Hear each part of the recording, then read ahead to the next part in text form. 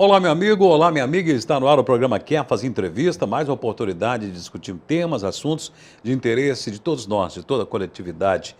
É serviço público aqui no Quer Fazer Entrevista. E no programa de hoje a gente vai falar desse tema que sempre nós gostamos de trazer aqui no programa, que é o setor da saúde. Especificamente nesse mês de novembro, nós estamos atentos ao Novembro Azul. É um mês em que há campanhas e há alertas, se joga luz sobre o tema câncer de próstata.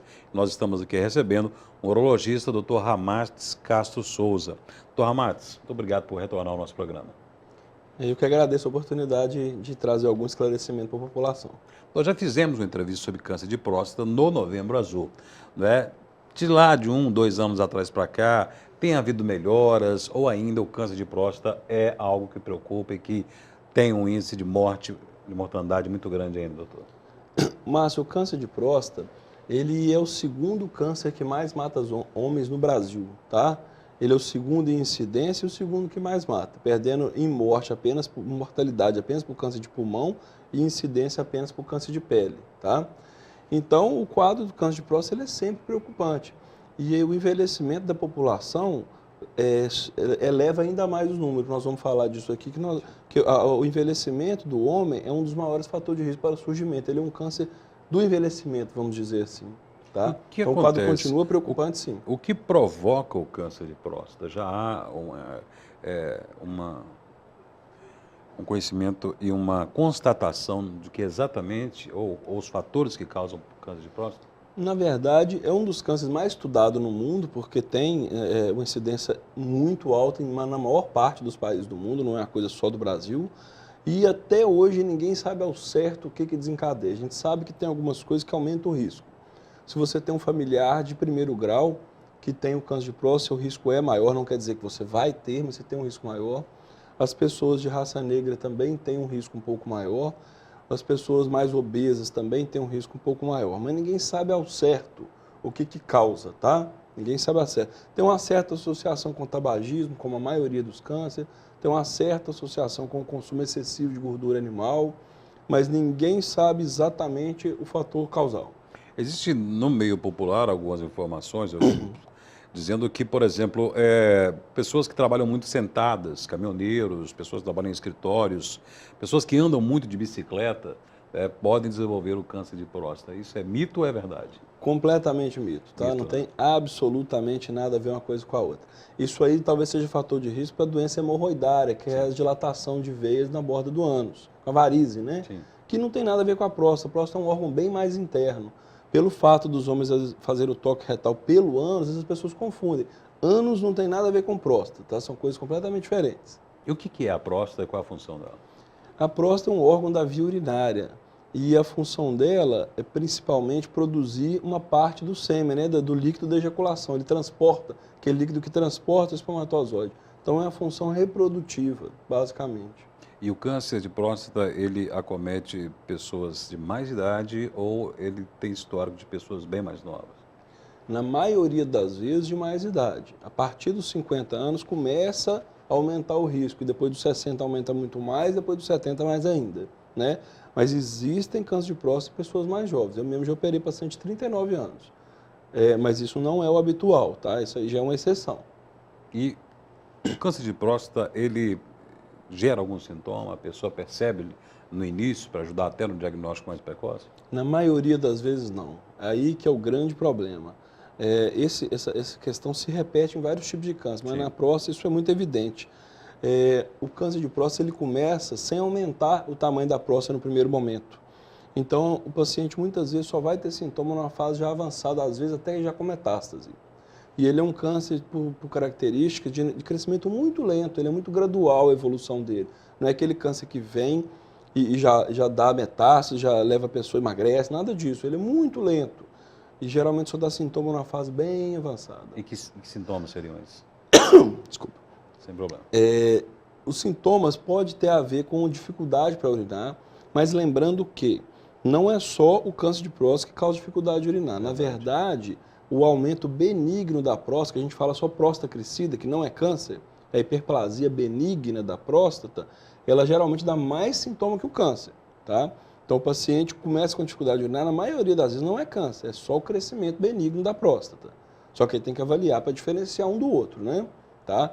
Então, na maioria das vezes não tem sintoma. Quando tem sintoma, pode ser de parte urinária, sangramento na urina, dor para urinar, urina presa, tá? E em fases mais avançadas pode começar a ter dor nos ossos, dor na coluna, que aí já é fase que o câncer deu metástase para os ossos, que é o local mais comum de metástases, né? Mas aí já numa fase bem mais avançada. O paciente certamente perdeu o tempo certo de fazer diagnóstico nesse momento. Doutor Ramades, falamos aqui sobre grupos de risco, falamos aqui sobre a questão da próstata apresentar o câncer, mas também no último bloco falou sobre a questão do crescimento benigno da próstata. Esse crescimento realmente tem a ver com a idade? Os homens têm a propensão de quanto mais idosos vão ficando, a próstata vai aumentando de tamanho? Sim, Márcio, sim. A maioria dos homens, ao passar da idade, quando chega à terceira idade, evolui com um aumento do tamanho da próstata. Sim. Esse aumento, muitas vezes, é um aumento pequeno, que é normal da idade, que não vai causar grandes problemas.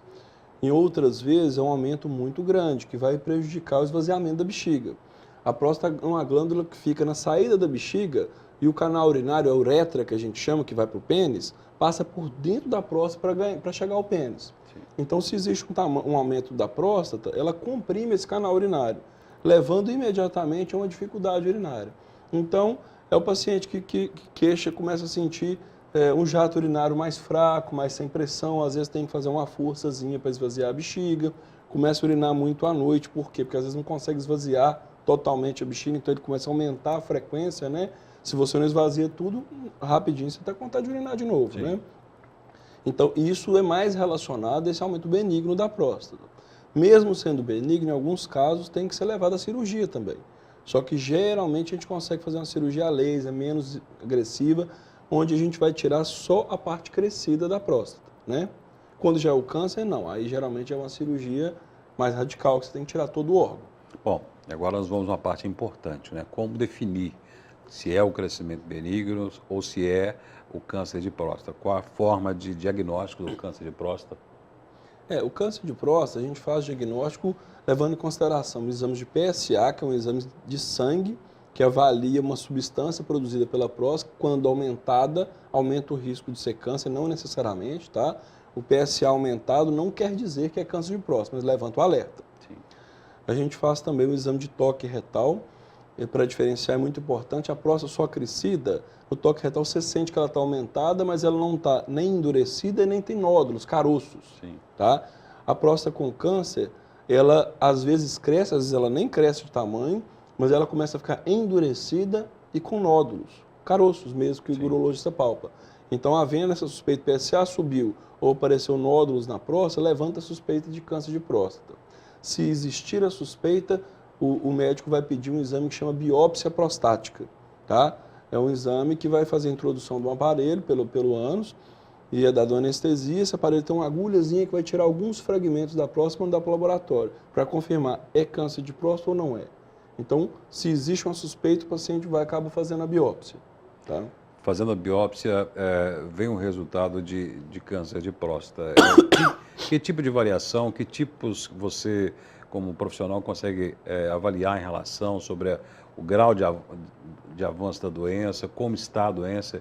Existe essa tipificação no resultado da biópsia? Existe. A biópsia nos dá uma noção muito boa do tipo do câncer, são vários tipos, né?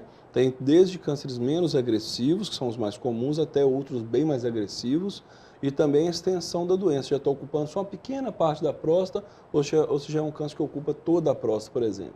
E é claro que isso influencia no tratamento a ser indicado e também nas chances de cura do paciente, tá?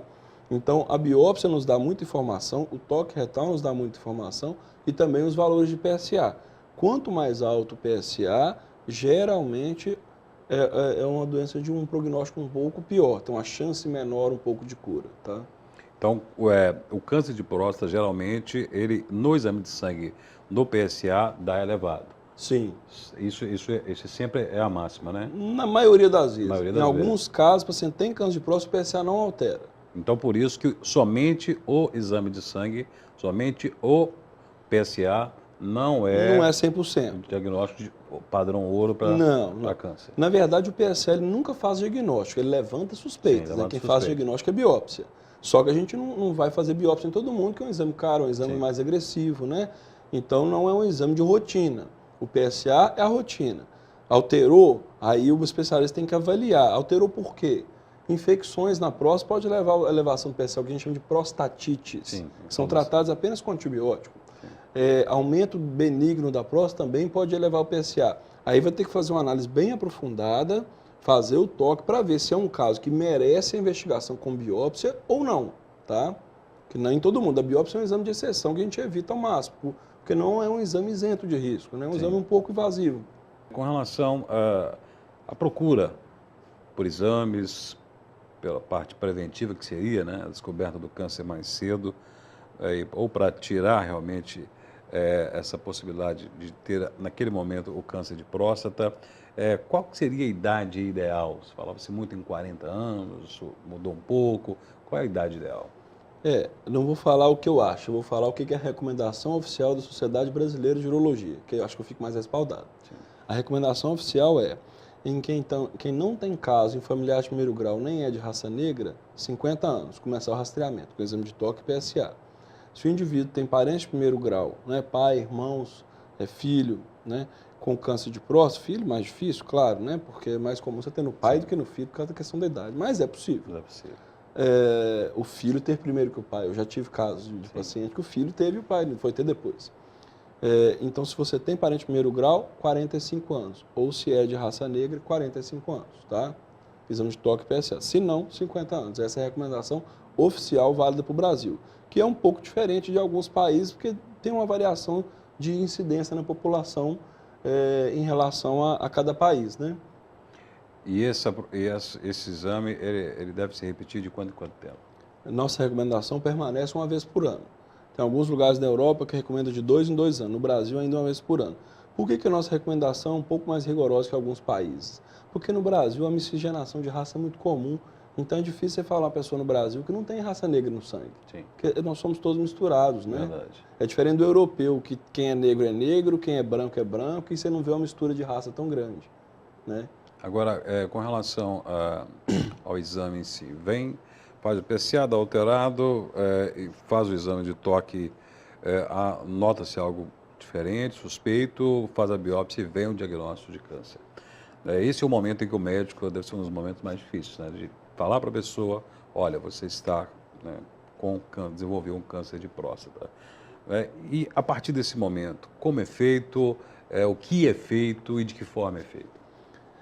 O câncer de próstata ele tem algumas opções de tratamento, a variar de como que está o estágio da doença, a idade do paciente, a preferência do paciente, até mesmo as condições de saúde do paciente. Então, é uma análise de vários fatores, uma análise complexa tem que ser feita e uma análise esta que o paciente participa ativamente da opção, tá? Sim. Então, existem 2 tratamentos que podem curar o câncer de próstata. Um é a cirurgia com a retirada completa da próstata, aí não cabe a raspagem a laser, tem que ser retirada completa. E a outra opção é o tratamento com a radioterapia, tá? São as 2 principais. Hoje em dia estão até surgindo as outras opções, mas que ainda não estão bem disponíveis, está em estudo, começando a ser implantado com alguns outros tipos de terapia. Mas basicamente disponível em nosso meio e disponível na maioria dos lugares é a radioterapia e cirurgia, tá? Os pacientes com idade menor e com uma doença inicial ou até avançada, mas só localmente, sem metástase, a primeira opção, em grande parte dos casos, é a cirurgia, tá?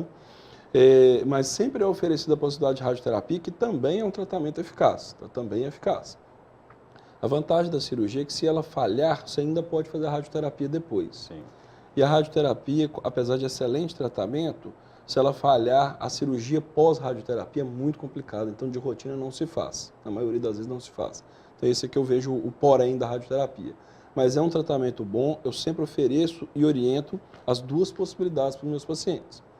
Agora, se o paciente já foi descoberto numa fase que ele já está com metástase, né, que a doença já saiu do órgão, ou numa fase que ele já está bastante idoso ou muito debilitado de saúde, geralmente a gente não faz o tratamento radical, que seria cirurgia ou radioterapia. A gente faz um tratamento paliativo, que são medicamentos para bloquear a produção do hormônio masculino, com isso controlar a doença, tá? Então depende muito da fase que a doença se encontra e que o paciente se encontra na vida dele também. Eu ouvi você falando em cura, então o câncer de próstata, ele tem cura?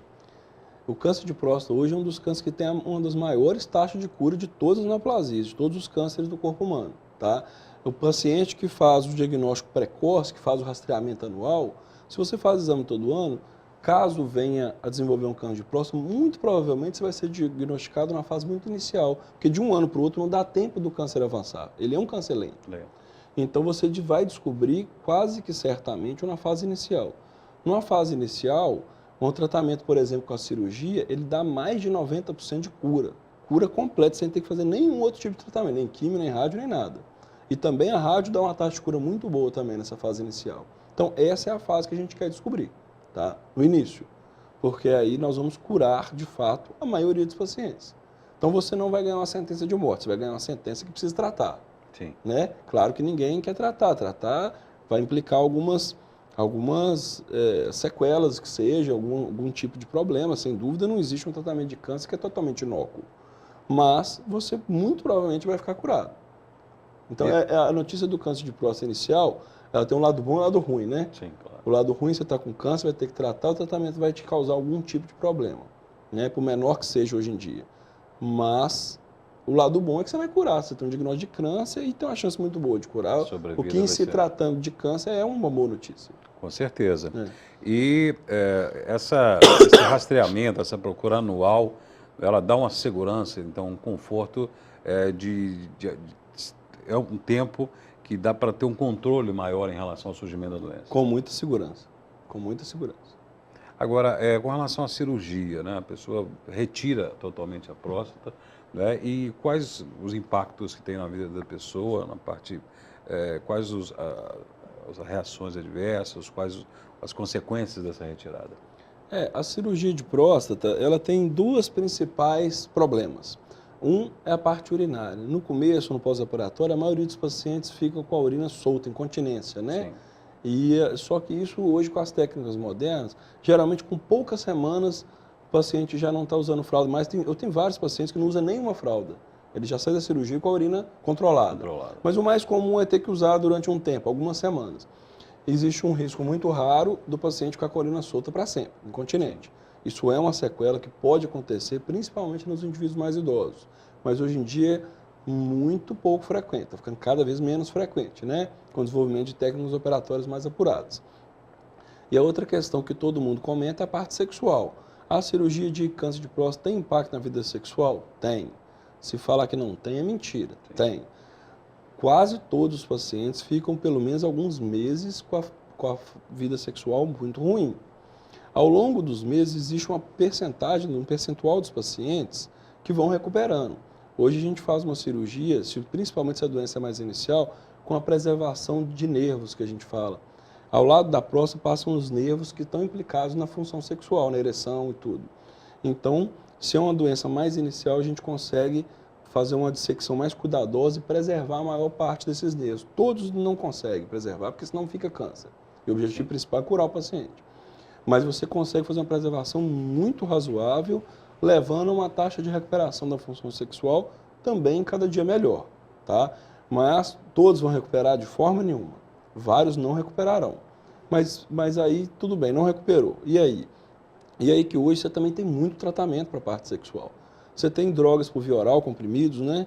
Com uma segurança excepcional hoje, né? Tem aquele mito, vai tomar, vai morrer do coração. Não tem nada disso. Após uma análise cuidadosa dos remédios que a pessoa usa, para ver se não tem nenhuma interação medicamentosa, você pode usar com muita segurança. Hoje você tem tratamento com injeções e até mesmo a prótese peniana. O paciente que não respondeu a nenhum tratamento, ele tem a opção de fazer um implante no pênis, uma prótese peniana, que funciona igual uma prótese de mama na mulher, que é feita aí com muita frequência e com resultado excepcional.